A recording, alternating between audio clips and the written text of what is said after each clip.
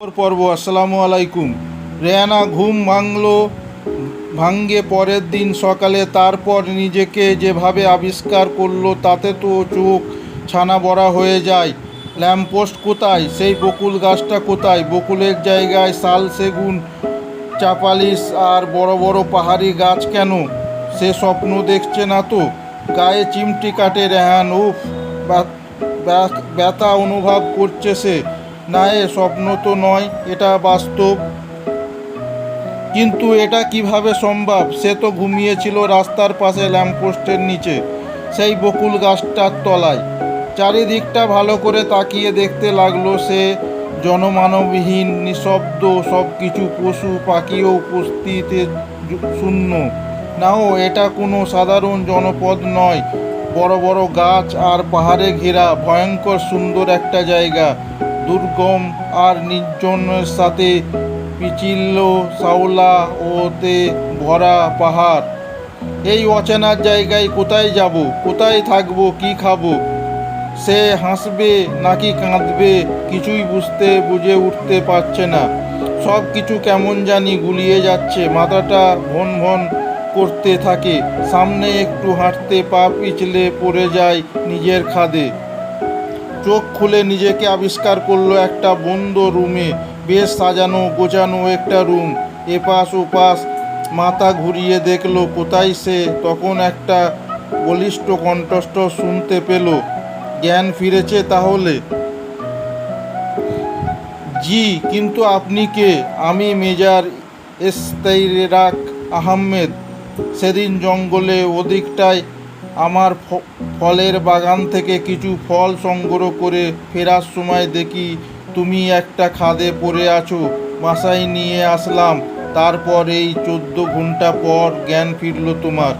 হ্যাঁ রেহান হাত পা নাড়িয়ে দেখলো শরীরের প্রচণ্ড ব্যথা আর কোথায় কোথায় ব্যান্ডিজও করা। জি ধন্যবাদ আঙ্কেল। হুকুম, এখন বলো তুমি এই জঙ্গলে কেন? রেহান তার সব কথা বলল। মেজাজ ইশতিয়াক তার কথা শুনে বলল, ওহে হুকুম আর সি, তো তুমি তোমার পরিবারের কাছে ফিরে যেতে চাইছো না? আর পরিবার আঙ্কেল? না, কিন্তু আঙ্কেল আমার একটা প্রশ্ন ছিল। কি প্রশ্ন বলো? আপনি মিলিটারি মানুষ, জঙ্গলে থাকবেন এটাই স্বাভাবিক, কিন্তু তাই বলে জঙ্গলের বাড়ি বানিয়ে ফেলেছেন? তোমার আনমন চোখ দেখে বুঝেছি তুমি এমনটাই বলতে যাচ্ছ। আসলে আমার জীবনটাও তোমারই মতোই। এক দুর্ঘটনায় স্ত্রী আর বড় ছেলে মারা যায়। স্বাভাবিকভাবেই অনেক বেশি ভেঙে পড়ি। তাই ছোট্ট ছেলেকে নিয়ে এখানে আসি। আপনার ইউনিট? এখন সরাসরি ফিল্ডে কাজ করি না, কিছু সিক্রেট ইনভেস্টিগেশনের সাথে আছি, এই আর কি। ও হ্যাঁ, শোনো, তুমি আজ থেকে আমার ছোট ছেলে ঈশানের সাথে থাকবে। আপত্তি নেই তো? মাথা খারাপ?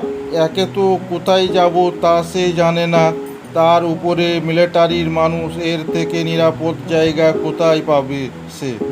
ঘাড় নেড়ে সম্মতি দিল রেহান। জি আঙ্কেল, অনেক ধন্যবাদ আপনাকে। মেজর কম কথায় মানুষ, কিন্তু বড্ড ভালো। তাই না হলে অচেনা একটা ছেলেকে এইভাবে কেউ নিজের কাছে রাখে? অনেকবার চলে যেতে চেয়েছে রেহান, কিন্তু তিনি নিজের কাছে রেখেছেন নিজের ছেলে হিসাবে। রেহানও কিছু বলে না। আর মাথা গোজার জায়গাও আর বাবার মতো একজন মানুষ পেয়েছে সে। তাকে ছেড়ে যাবে না এমনটা ভাবছে রেহান। যাই হোক, বেশ কয়েকদিন কেটে গেছে। রেহানের এই কয়েকদিনে সব কিছু কেমন যেন নিজের হয়ে গেছে।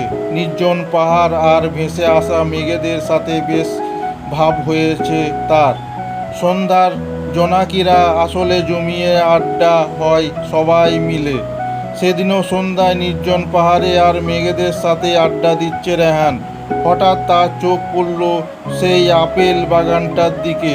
কেউ যেন হাত নাড়িয়ে তাকে খুব করে ডাকছে। ঠিক মতো বুঝতে পারছে না, তবে কেউ ডাকছে তো বুঝতে পারছে। না হলে দেখতে একটু সামনে একটু এগোতেই দেখলো একটা মেয়ে বসে পা থেকে কি যেন একটা ছাড়ানোর চেষ্টা করছে, কিন্তু পারছে না। মেয়েটি দূর থেকে দেখে একবার মনে হচ্ছে 25-26 বছরের কোনো নারী, আবার মনে হচ্ছে 18-19 বছরের বয়সী কোনো যুবতী। হঠাৎ মনে পড়ল মেজর সাহেবের কথা। তিনি বলেছিলেন সন্ধ্যায় এদিকটা না আসতে, অনেক ভূত পেতের নাকি আনাগোনা। এখানটায় অনেককে নাকি চুপানি খেতে হয়েছে এদের কাছে, কিন্তু কোনো কিছুই তোয়াক্কা না করে কি যেন এক মায়ার পর করে কৌতূহলের টানে রেহান ভাবলো দেখি বিষয়টা কি। যদিও রেহানের ভয় ডর একটু কম, তারপরেও দোয়া পড়ে শরীরে বন্ধ করে নিল সে। ভয়ে ভয়ে লাগছে, তবুও সাহস করে কাছে গেল ব্যাপারটা ভালো করে দেখবার জন্য। কি হয়েছে আপনার? কাঁটা চিকন আর সুন্দর কণ্ঠের একটা শব্দ পেল রেহান, যেন এমন সুন্দর কণ্ঠ আগে কখনো শোনেনি সে। কাঁটা কেউ দেখি বলে মেয়েটার দিকে এগিয়ে গেল সে, গিয়ে পা থেকে কাঁটাটা তুলে দিয়ে দাঁড়ালো। আপনার পিঠে ডানার মতো দেখা যাচ্ছে, আপনি কি সিনেমার কাজ করেন? হি হি। ওমা, হাসি কি বললাম, এগুলো সত্যিকারেরই। সত্যিকারের ডানা হয় নাকি? আমাদের হয় বলে মেয়েটা এক হাসি দিলে, সাথে সাথে চারপাশে তীব্র বকুলের গন্ধ ছেয়ে গেল। অতীব সুন্দরী একটি মেয়ে, পাতলা সিল্কের নীল সাদা শাড়ি পরেছে, একদম মিশে গেছে যেন তার বাঁকানোর শরীরের সাথে। কাজল দিয়া টানা টানা চোখ, মধুমাখা চিকন ঠোঁট, জুড়ে মিষ্টি হাসি, কোমর ছাড়িয়ে গেছে। কালো চুলগুলো শরীর থেকে হালকা নিচেই আলো আভা বের হচ্ছে, আর সাথে বকুল ফুলের তাজা সুবাস। মুখ ঘুরিয়ে রেহানের দিকে মেয়েটি মায়াবী দৃষ্টি নিয়ে তাকালো। হৃৎস্পন্দ যেন বন্ধ হয়ে গেছে রেহানের। মাথা লাগালো নিজেকে, এত সুন্দর মেয়ে সে জীবনেও কখনো দেখেনি। না, এটা সাধারণ কোনো মেয়ে হতে পারে না। সত্যি হুকুম, আমি মানুষ না, আমি পরী। আপনি তাহলে পরী? হ্যাঁ, আমি পরী। কি আপনি পরী? একটু ঘাবড়ে গিয়ে রেহান, কি হলো আপনাকে? অমন লাগছে কেন? নাও কিছু না, আমি তাহলে আসি। আমি মানে আপনার সাথে আমার অনেক কথা আছে, আর আমাকে ভয় পাবেন না। আমি আপনার ক্ষতি চাই না, চাইলে সেদিনেই আপনার কিছু একটা হতে পারত। সেদিন মানে কোন দিন? হা হি হি হি। আপনার মনে আছে আপনি বকুল তলায় ঘুমিয়েছিলেন? হ্যাঁ, তারপর ঘুম থেকে উঠে দেখি আমি এই জঙ্গলে। সেদিন আমরা 5 বোন উড়ে এসেছিলাম বকুল নিতে, কিন্তু বকুল তলায় আপনাকে দেখে বুবু খুব রেগে যায়। তারপর আপনাকে এই জঙ্গলে ফেলে দিয়ে চলে যাই আমরা। তার মানে আপনারাই আমাকে এইখানে ফেলে গেছেন? হি হি হি। একদম হাসবেন না বলে দিলাম। খুব লেগেছে তাই না? উপর থেকে ফেলে দিয়েছে বুবু। লাগেনি তো, খুব মজা পাইছি। হি হি। তো মায়াপরী, আপনাকে নামটাই তো এখনো বললেন না আমায়। আমি সুনয়না। তাই? বাহা, অনেক সুন্দর। আচ্ছা, পরীদের নামগুলো কি আসলেই এত সুন্দর হয়? নামের সাথে চেহারা সবটা মিল। সোহেনার প্রচণ্ড সুন্দর, তার চোখ দুটো যেন কোনো এক হরিণের কাছে থেকে ধার নিয়া। কাজল এঁটে দিয়েছে যেন কোনো এক শিল্পী আলতো তুলিয়ে ছোঁয়ায় সেই কাজল ঢেকে রেখেছে।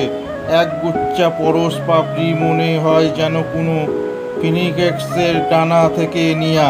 চোখের কালোটা এতটা স্পষ্ট, সে যে কলতে ডাকেতে তাকালে আয়নার দরকার হবে না। সেটা তো জানি না, হবে হয়তো। তো পরি, আপনি এই আপেল বাগানে কেন? আমি তো এখানে প্রায় আসি। কেন? এই জায়গায় আর আপেল বাগানটা আমার খুব ভালো লাগে, তাই তো আপনাকে এর আশেপাশে ফেলে দিতে বলেছিলাম বুবুকে। আপনার ভালো লাগার জায়গায় আমাকে ফেলে দিতে বলেছেন কেন? আমি তো আপনাদের অসুবিধা করেছিলাম। আপনাকে আমার ভালো লেগেছে, তাই আমি বন্ধু হতে পারি, কেন নয়? আপনি আমাকে সাহায্য করেছেন, আমার পা থেকে কাঁটা ছাড়িয়ে দিয়েছে। তাহলে কি তুমি করে বলা যায় না আপনিটা কেমন বেমানান লাগছে? অবশ্যই আপনি থেকে তুমিটাই বেশি ভালো হবে। আপনি থেকে সম্পর্কটা তুমিতে রূপ নিল। রেহানের ভিতরে অন্য রকম একটা অনুভূতি কাজ করছে। একটা পরীর সাথে বন্ধুত্ব, ব্যাপারটা সত্যিই অদ্ভুত। আচ্ছা শোনো, আজ আমি আসি। আম্মুকে না বলে আসছি। আমাকে না দেখে হয়তো এতক্ষণ চিন্তা শুরু করেছে, কিন্তু আমি তোমার দেখা পাবো কিভাবে ওই নিয়ে তোমাকে ভাবতে হবে না। এই বলে ডানা দুটি ছড়িয়ে হাওয়ায় ভেসে যেতে লাগলো সোয়ানা। রেহান তাকিয়ে আছে, চেয়েছে তার উড়ে চলা দেখছে। এক সময় মেঘেদের মাঝে মিলিয়ে যায় সোয়ানা। রেহানা তবুও তাকিয়ে থাকে। রেহানার মনটা কেমন জানি খারাপ হয়ে যায়। চাপা একটা কষ্ট। মন খারাপ নিয়ে ঘরে ফিরে রেহান ভাবতে থাকে আর করে সোয়ানার সাথে দেখা হবে তার। সেদিন অনেক মেঘ ছিল। রেহান ভাবলো এমনই কিছু ফল নিয়ে আসি, যে কোনো সময় বৃষ্টি আসতে পারে। বাগানে এদিকটা বেশ আপেল হয়েছে। হঠাৎ করেই বৃষ্টি শুরু হলো। মুহূর্তে একেবারে কাক ভেজা হয়ে গেল। রেহান দৌড়ে বাগানের চোচালা ঘরটার নিচে কোনো রকমে দাঁড়ালো। প্রচুর বৃষ্টি হচ্ছে। বারান্দায় দাঁড়িয়ে আছে রেহান। বৃষ্টির ঠান্ডায় হাওয়ার গায়ে লাগছে। আহত এক্ষুনি বৃষ্টি আসার ছিল, একেবারে ভিজে গেছে। এমনিতে বৃষ্টিতে ভিজতেই ভালো লাগে, কিন্তু এই সময় পাহাড়ি পরিবেশ না একেবারে জ্বর বাঁধিয়ে ফেলবে। কিন্তু পাশে যদি কেউ থাকতো তাহলে ব্যাপারটা অন্যরকম হতে পারত। সোয়ানা কথা খুব মনে পড়ছে তার। কোথায় যে হারিয়ে গেল আমার মিষ্টি পরি সোয়ানাটা। হঠাৎ পাশ থেকে চিকিন গলায় কান্নার শব্দ পাই। রেহান বাচ্চাদের মতো করে ফুপিয়ে ফুপিয়ে কেউ কাঁদছে। খুব চেনা সুর মনে হচ্ছে। আরও তুমি তুমি এখানে কেন? আর এইভাবে বা কাঁদছো কেন? কি হয়েছে তোমার সোয়ানা? বৃষ্টি? হ্যাঁ, কি হয়েছে বৃষ্টির? আমার বৃষ্টিকে খুব ভয় পাই। আপেল নিতে আসছিলাম, তখন একটু মেঘ ছিল, কিন্তু বৃষ্টি ছিল না। আপেল নিয়ে ফিরতে বৃষ্টি শুরু, তাই ঘরের পাশে লুকিয়েছি। মানে তুমি পরী হয়ে বৃষ্টিকে ভয় পাও? আমাদের দেশে বৃষ্টি হয় না তো। আর বৃষ্টিতে আমি কখনো ভিজিনি। তোমাদের দেশে বৃষ্টি হয় না? আমি তো জানতাম হ্যাঁ হতো, কিন্তু একটা মায়াজালের কারণে এখন আর হয় না। ওই কিন্তু কিসের সেই মায়াজাল? ডাকুনাদের মায়াজাল।